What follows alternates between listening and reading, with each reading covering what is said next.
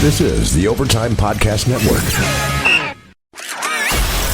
You're listening to the Huddle Up Podcast with Chad Jensen and Zach Kelberman. Join Broncos Country's deep divers at milehighhuddle.com and sound off. And now it's time to drop some knowledge.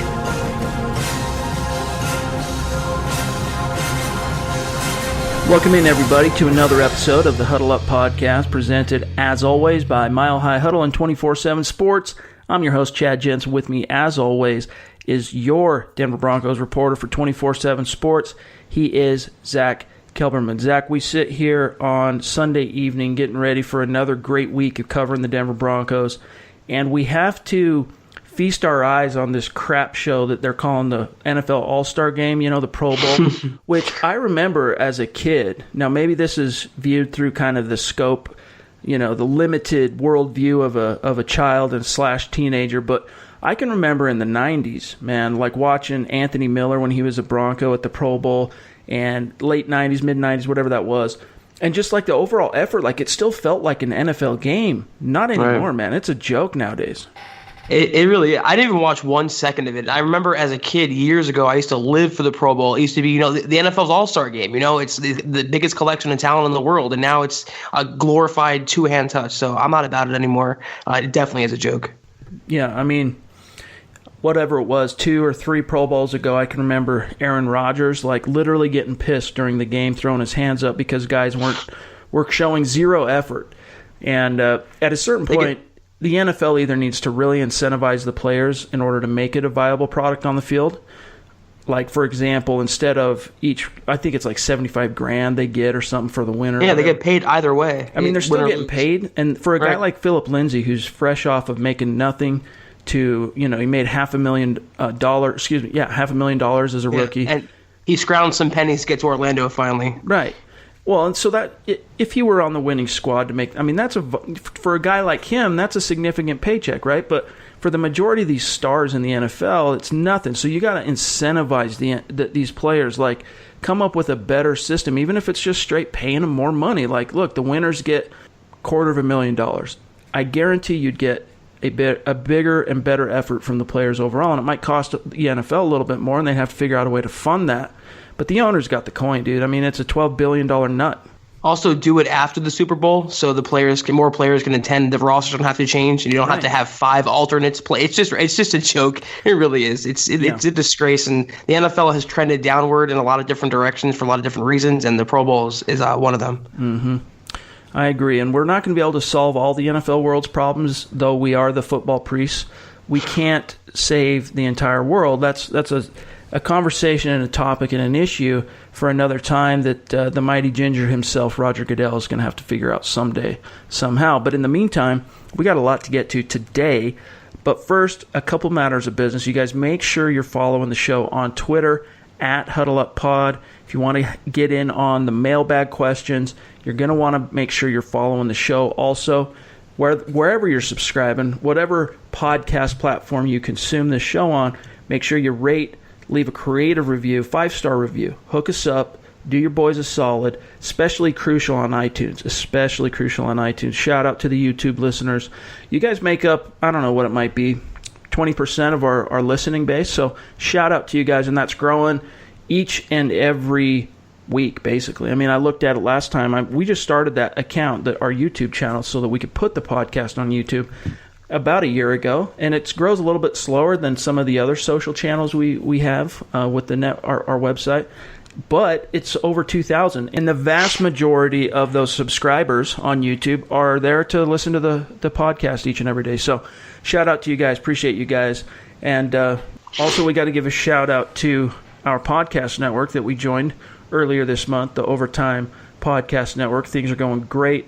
I'm sure the listeners are stoked on it, Zach, because it went from a weekly podcast to a bi-weekly podcast to now we're going daily. They got to be stoked. I don't think anyone can complain about more Broncos content in the offseason. You know, a lot of stuff going on, always news, always something going on with the Broncos. And from what I've heard on Twitter and Facebook, a lot of Broncos fans are really loving the extra content. So we appreciate it, and we'll continue churning it out there for you guys. What Zach and I wanted to jump on for today's show. We were kind of chomping at the bit, even though there weren't a whole lot of nuggets that came out of the coordinator introductory press conferences on Thursday. We've been chomping at the bit to kind of discuss and dissect some of the more salient things that did emerge from those press conferences. So we'll touch on those today. And really, you had our boy Vic Fangio introduce everybody. And first up to the plate was Rich Scangarelo. And Scangarelo talked about how, he came to know Vic Fangio and how that whole connection worked out. He genuflected to Kyle Shanahan for all of his opportunities and paving the way for him to work his way up the ranks. But where he really started getting into something that was new information for all of us was, I shouldn't say it's necessarily new information, but he's diving in and making a little bit more clear his philosophy and his approach to the offense. Here's what he said real quick. Philosophically, my roots have always been in the zone run system that Kyle Shanahan has run. I started with that with my first mentor, my first head coach I worked with, Tom Cable, and it evolved over years. I see an offense that's willing to take shots, that's aggressive but is detailed in every way, that takes care of the football, that empowers its players to be the best they can be by putting them in a position to be successful. I think our offense empowers the quarterback to have success, and it can adapt to his skill set. And so as we build this as a group, as a staff, looking forward to doing that, and I think we can make that happen.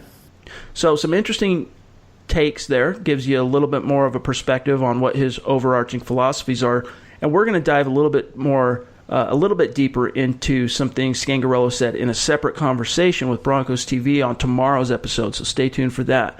But Zach, off the cuff, we knew coming in he was a Shanahan acolyte, zone, West Coast base. We saw this type of scheme that the Niners ran against the Broncos in Week 14, but what did you take away from him talking about, in just a little sound clip like that, his overall philosophical approach?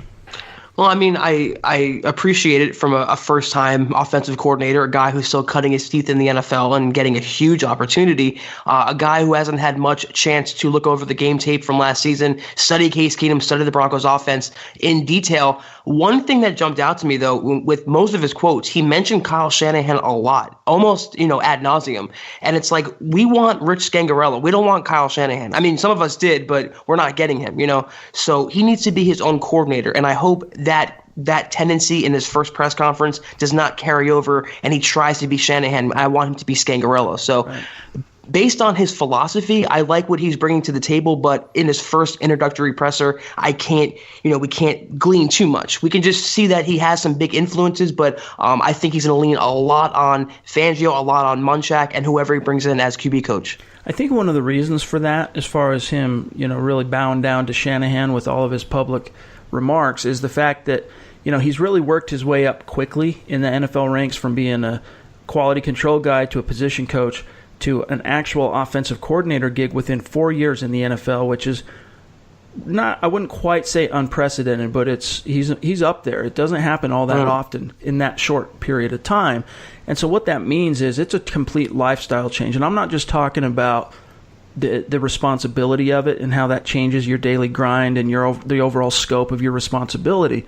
I'm talking about money. I'm talking about what that means financially to him, to his wife, to his kids, to his family.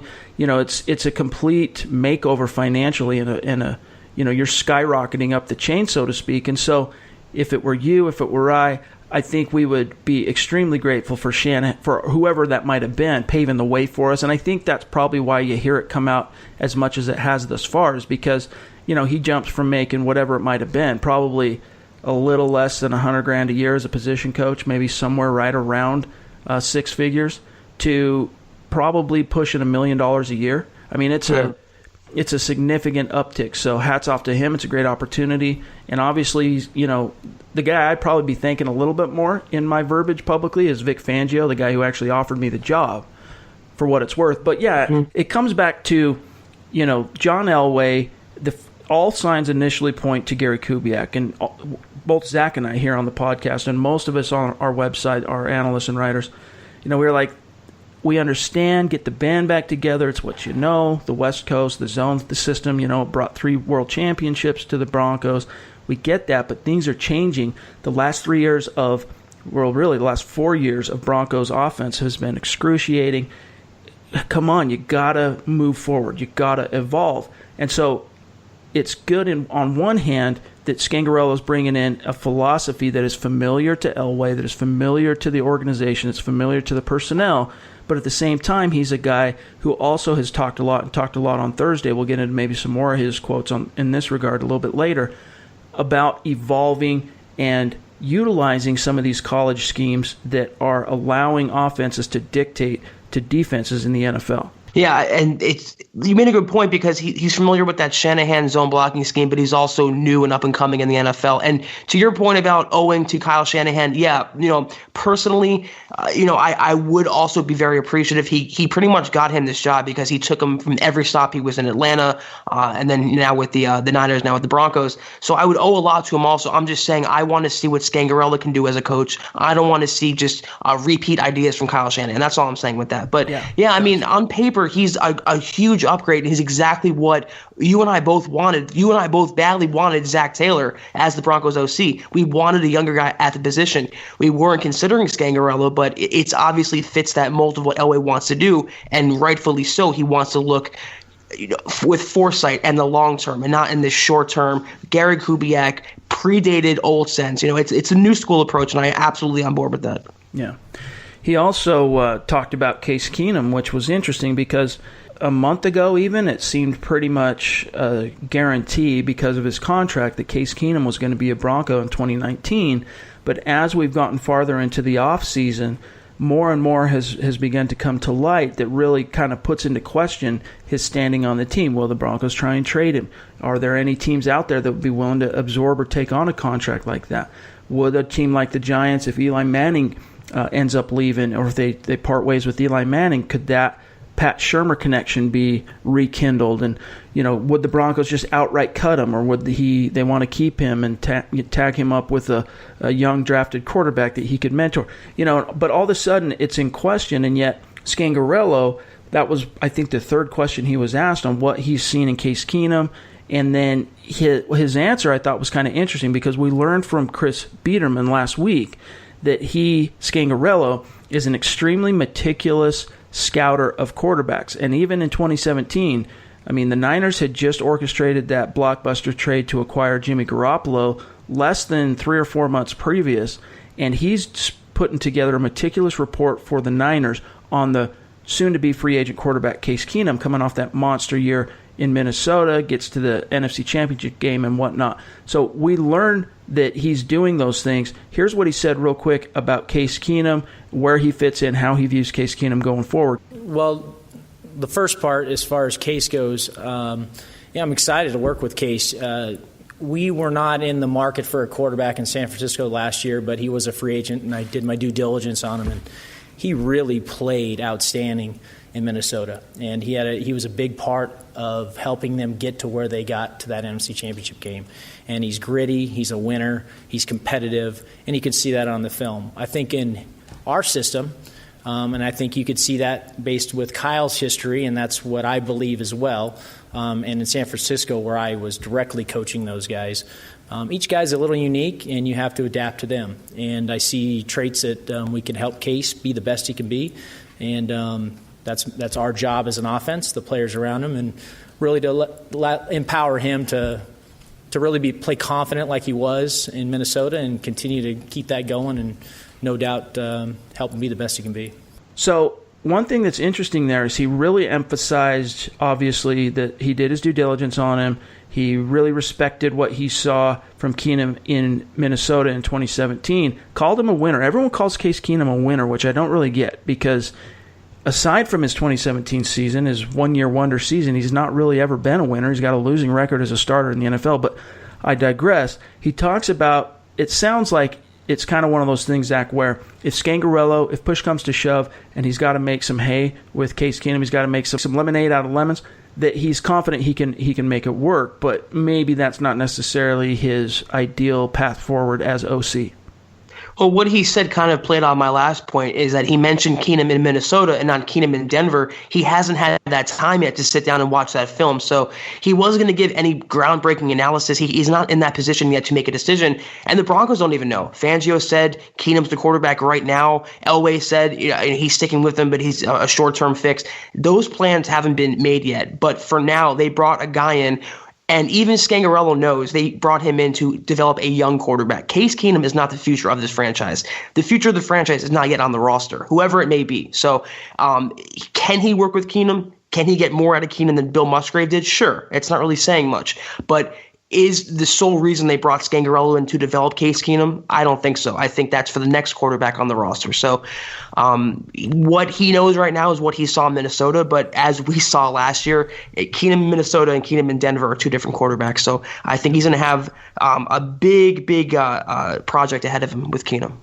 And I do understand it because, the quarterback and the situation that I was comparing Keenum to this time last year when the Broncos signed him was Jake Plummer. And if everyone can think back to Jake Plummer being, I think he was a second-round pick of the Cardinals in 97 and basically did a lot of losing. I think he had one winning season for the Cardinals where they got to the playoffs, and it was like the first time in 20-some-odd years that the Cardinals had been to the playoffs. It was a huge deal, and not long after, he's gone and he's in Denver. Well, when he came to and arrived in Denver, Plummer was not technically a winner. I mean, he had a losing record as a starting quarterback coming from just a garbage organization.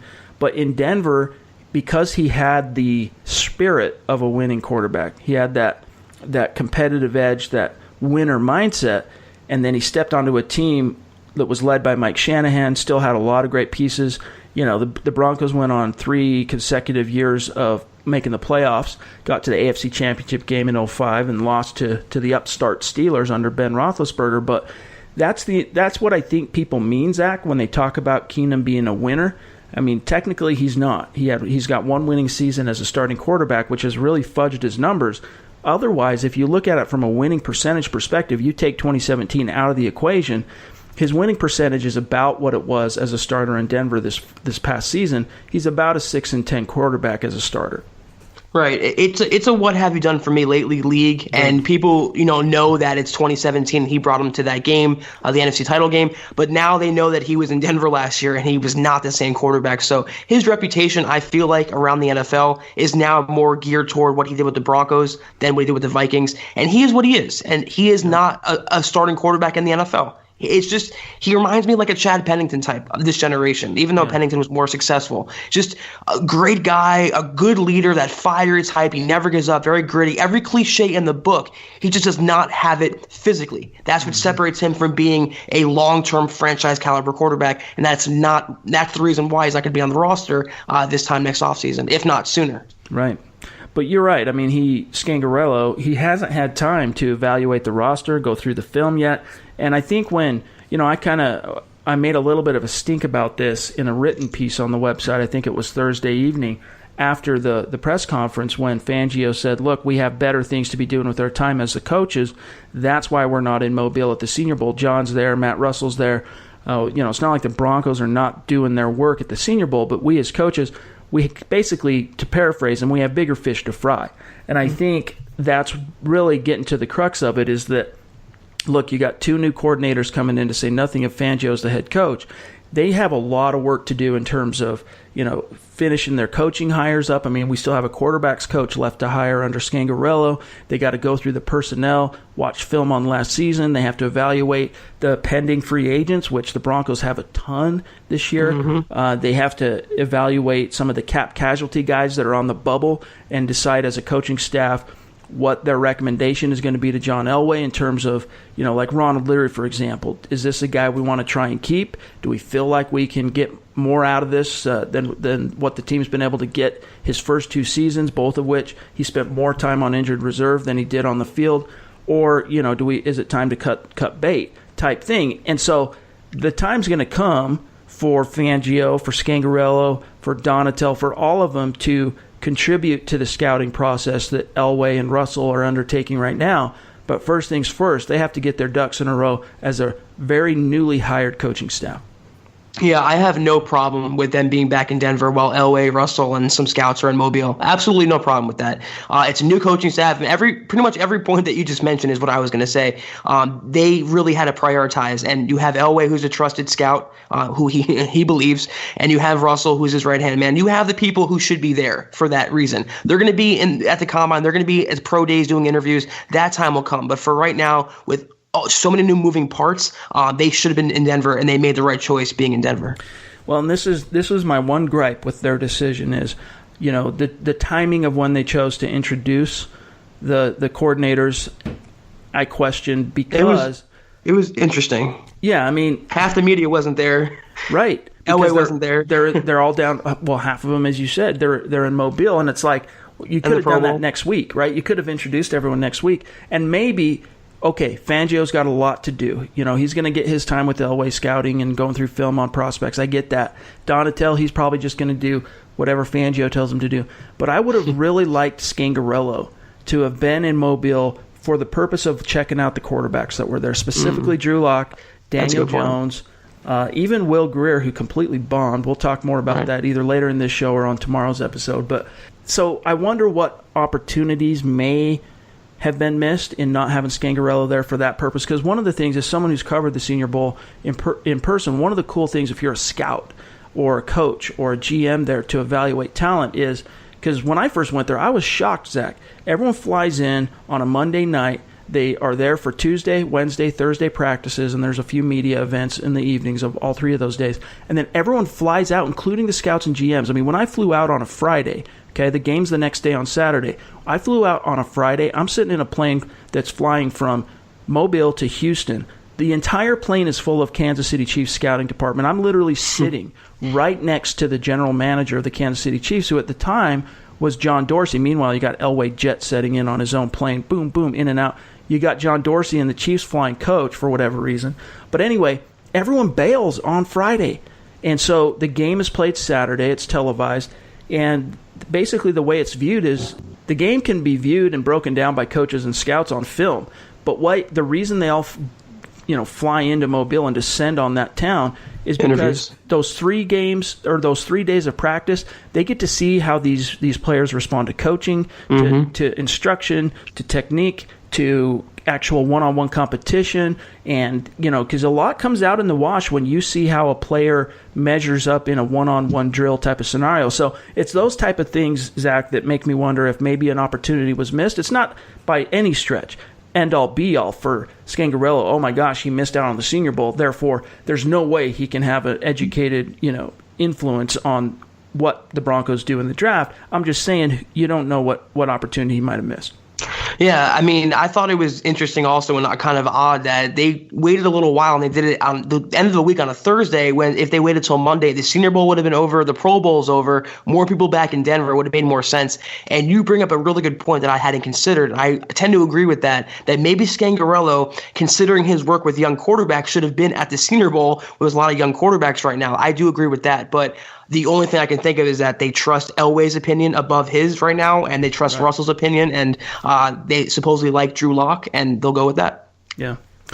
Well, we'll talk more about Scangarelo and quarterbacks and Drew Lock and what took place with the quarterbacks at the Senior Bowl on tomorrow's episode. But meanwhile, let's move on. I think that pretty much covers really the biggest takeaways from what Scangarelo had to say. I mean, as Zach and I have talked about privately, it wasn't exactly as far as introductory press conferences, there weren't a lot of pearls being thrown as opposed to like even when Vic Fangio was introduced, there was a lot to dissect and go through his remarks. This was pretty timid, tepid type of stuff from these coordinators. It was all very, thanking Vic Fangio, thanking their previous coaching stops and some very generic answers. But there were a couple interesting things that came out from Ed Donatel's remarks. And, I don't even think we really need to play any of the actual quotes of Donatel speaking, but one thing he did do is he kind of backed up what Fangio said that made some waves, made some headlines, including at our website, that yes, Von Miller, Bradley Chubb, they had great seasons last year, but they can, just like Fangio said at the podium when he was introduced, there's room for improvement for everybody, and it really comes down to a philosophical thing that, yes, everyone should know, no matter what level of on the professional ladder they're at, there's always room for improvement. It's true, and even Vaughn would tell you the same thing, and he did at the Pro Bowl. He said you want a coach that would look to get you to improve, and that's what he's looking for, and he's looking at it as motivation. And some people thought that Fangio remark was a slight at Von Miller. I looked at it like a slight at Vance Joseph and the previous Broncos coaching staff, who did not maximize Hall of Fame talent in Von Miller, and even Bradley Chubb, having him drop back in coverage last year as opposed to pass rushing. Yes, I look at it as motivation. I look at it as constructive criticism. Any player, regardless of position in the NFL, even Tom Brady, can get better. No one is 100% perfect, and I have no problem with Donatell or Fangio pushing Von Miller. As good as he is, he can even be better. He's shown it in the past. Earlier in the decade, he had 18.5 sacks. He can be better. He only had 14.5 this year. So there's obviously room for improvement. And with this coaching staff, with Vic Fangio, Ed Donatell, I think he will get better and he will be more improved. And that's a scary, scary proposition. Yep. And one thing, too, it makes me think back to last year when Zach Azzani arrived in Denver and kind of butted heads a little bit with Emmanuel Sanders.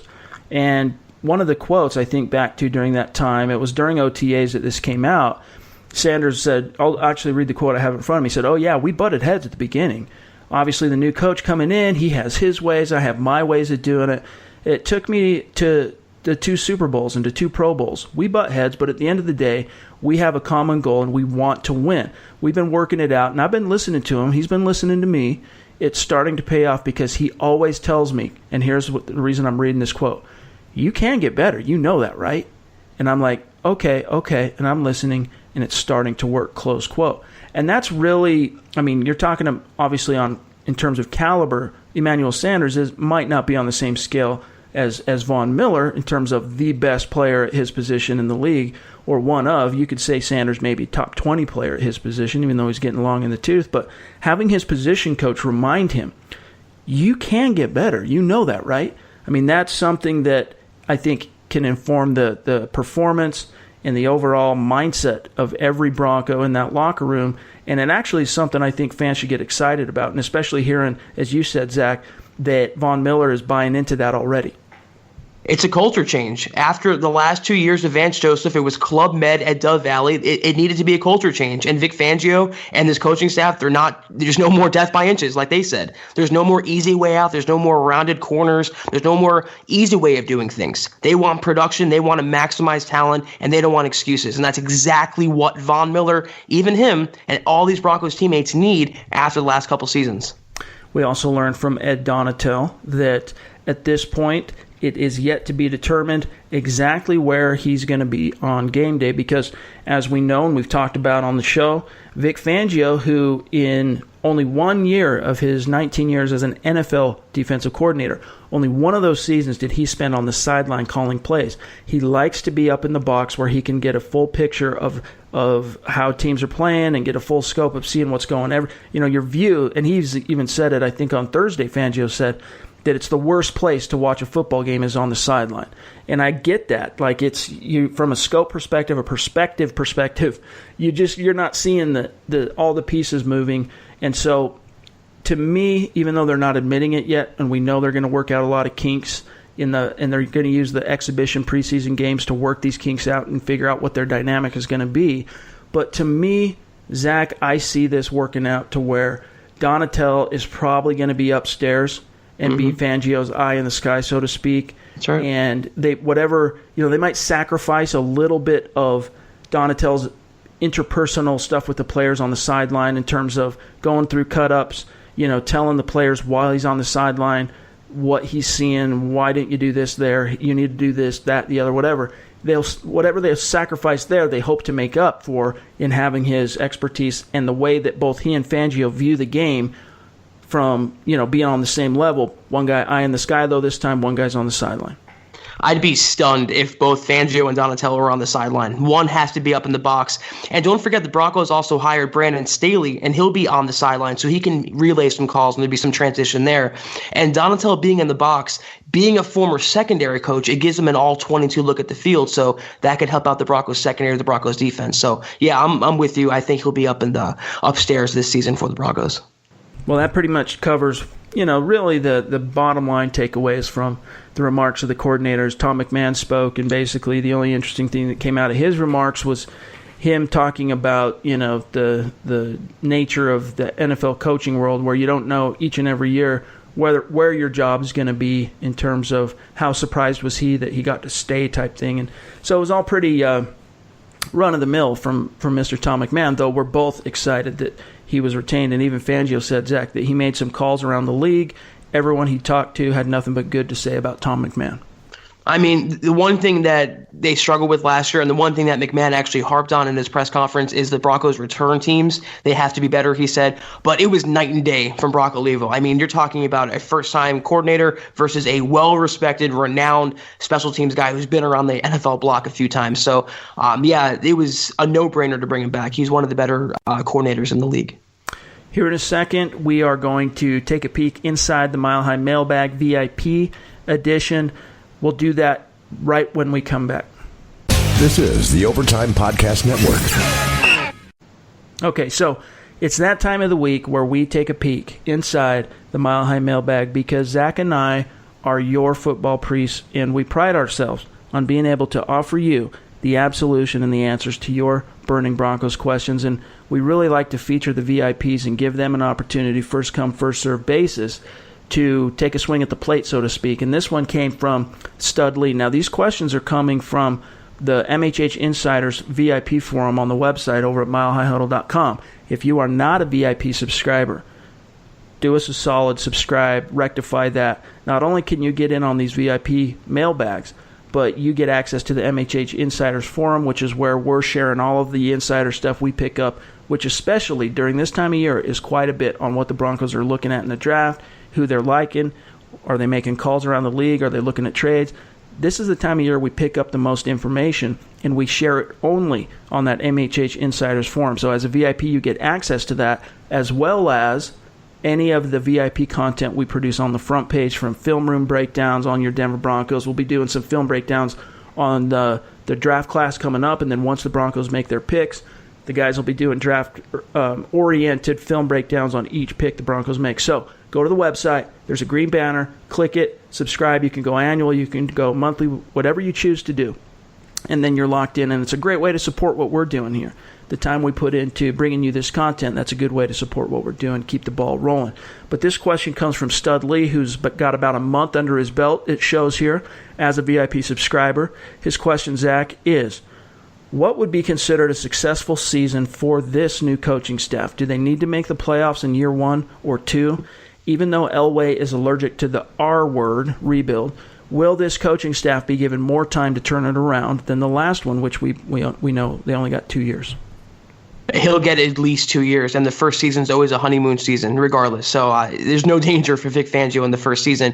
And in terms of a successful year, that's kind of subjective based on a person's viewpoint. But I feel like if they're trending in the right direction, not necessarily playoffs, but maybe a winning record, but they have a franchise quarterback on the roster, developing or starting already. If they can nail that down and they can be trending in the right direction, to me, that's just as good as making the playoffs and being, bounced out the first round. They have to have that next franchise QB on the roster, no matter who it is. If they can have that, and I believe they have the proper coaching staff in place, that to me is a very successful season.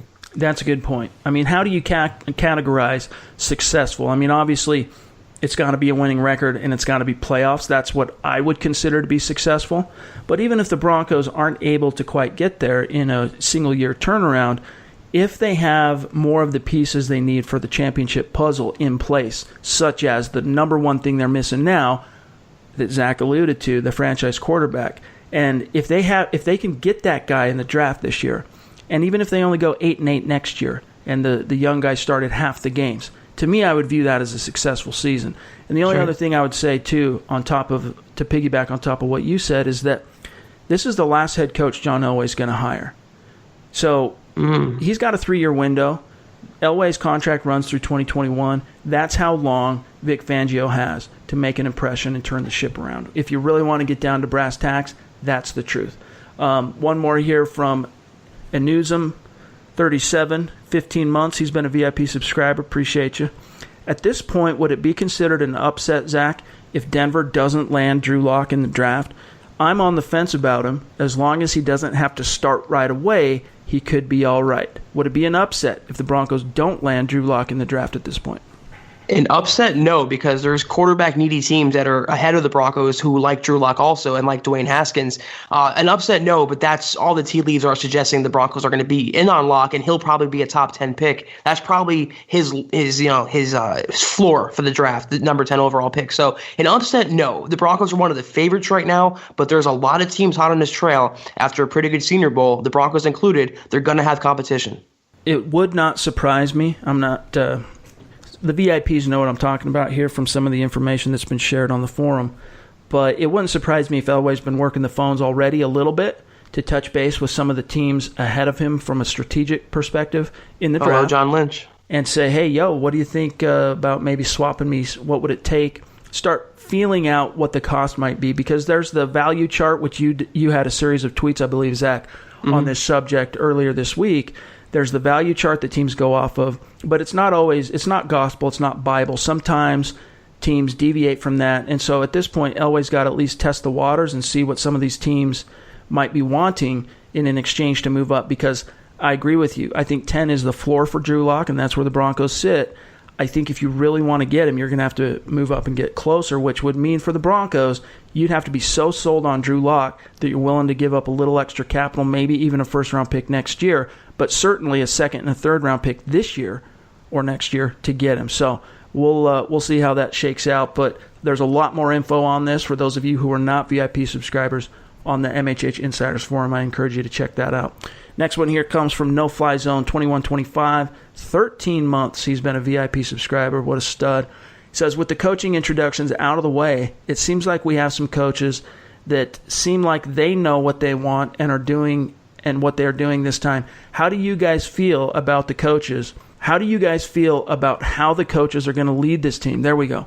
And the second part is, after the Senior Bowl, how do the Broncos think of Drew Lock? It seems like he had a good week, and how do you see the draft shaping up? So just to boil that down, how do you feel, Zach, about how the coaches are going to lead this team, and what do you think about Lock coming out of the Senior Bowl? I mean, right now on paper, it's so early. It's, January 27th, but on paper, it's one of the better coaching staffs, I feel like, in Broncos history. It's just, to me, the right head coaching hire. You landed Mike Munchak, which was a coup and a half. Yep. You got a young up-and-coming coordinator in Scangarelo. You got a trusted voice in Donatel. You Ken McMahon. You have the best defensive line coach in the business in Kolar. I mean, you have some really good coaches on this staff. And on paper, if the talent meshes with that, you're going to see a lot better results than the Vance Joseph-like coaching staff. So based on that, it's one of the stronger Broncos staffs I can remember, and it should translate to more victories because, as most of my followers can attest, it's all about coaching. So, yep. And Drew Lock, though, the Broncos do like him. They haven't really made that a secret at all, and the NFL world knows they like Drew Lock, and they've talked to him, and they were there scouting him this week, and they will talk to him at the Combine and Pro Days. It aligns. It's a need. He's probably arguably the best quarterback in the draft with respect to Dwayne Haskins. If he's there on the board, right now we know the Broncos will take a hard look at pulling the trigger. Yeah.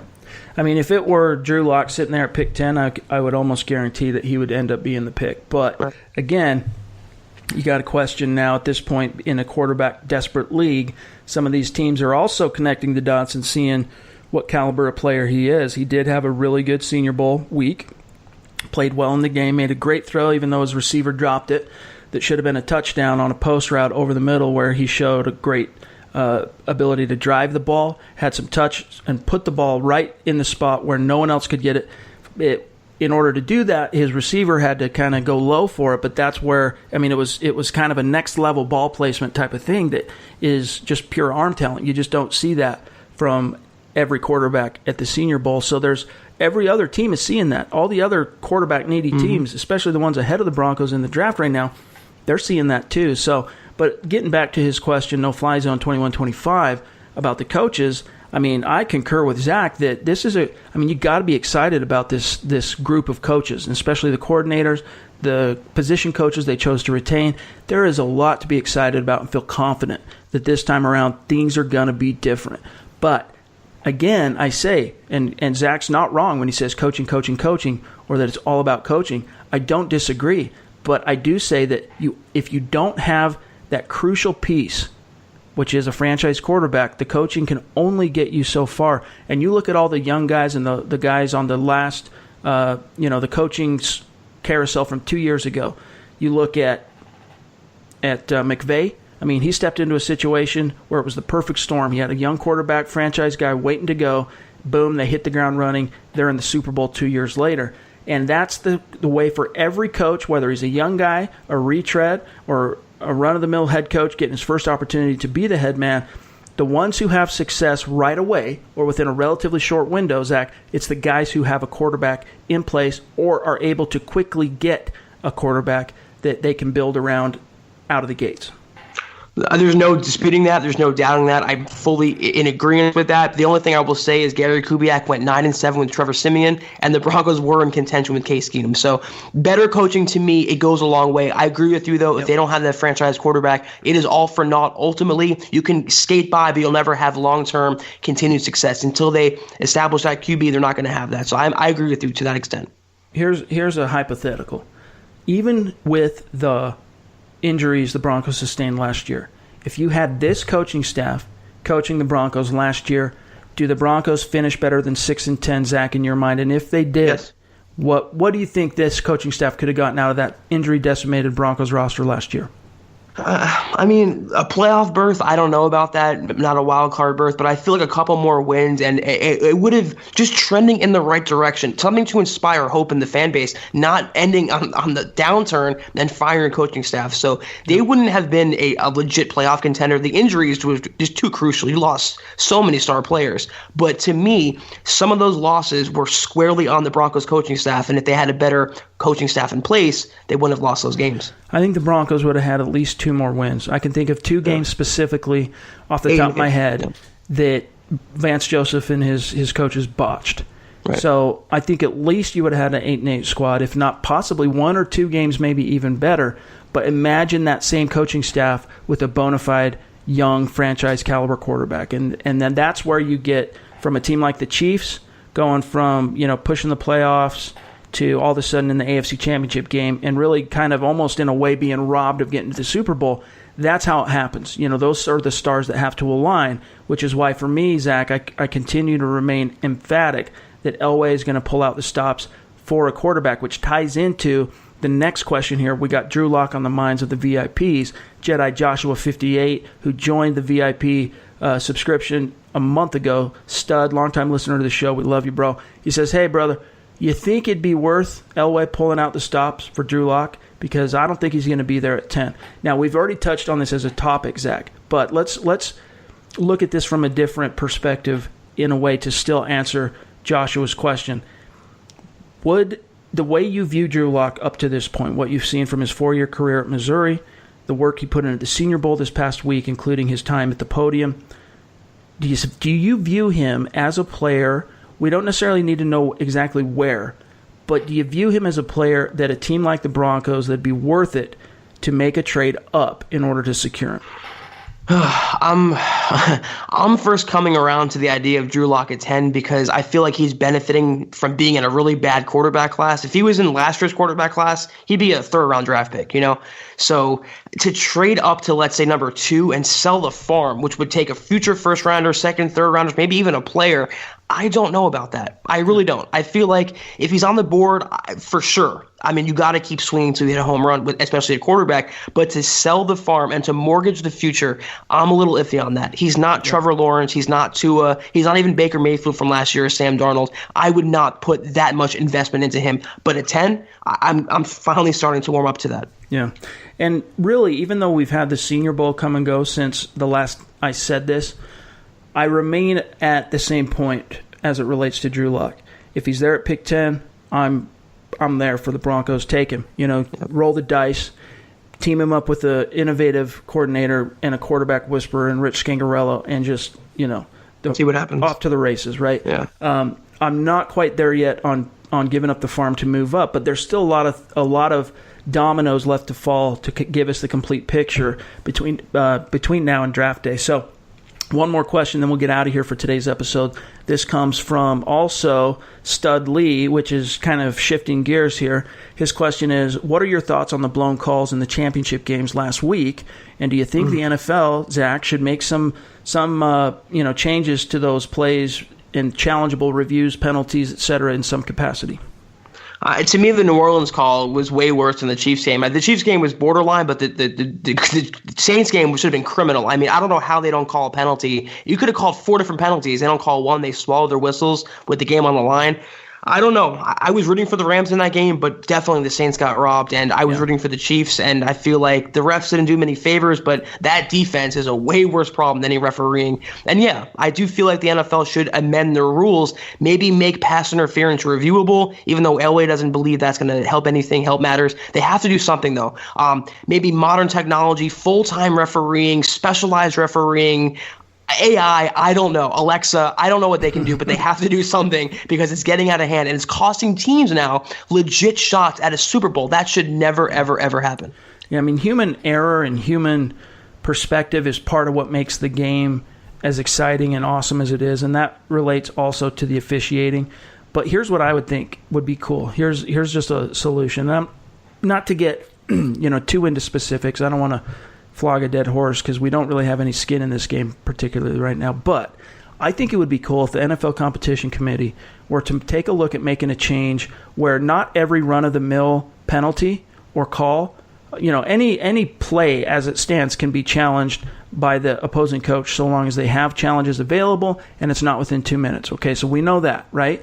But what if they were to make a holding call, pass interference, whether it's called or not called, those type of things, under 6 minutes to go in the second or fourth quarter or overtime, challengeable by the opposing coach or by a coach.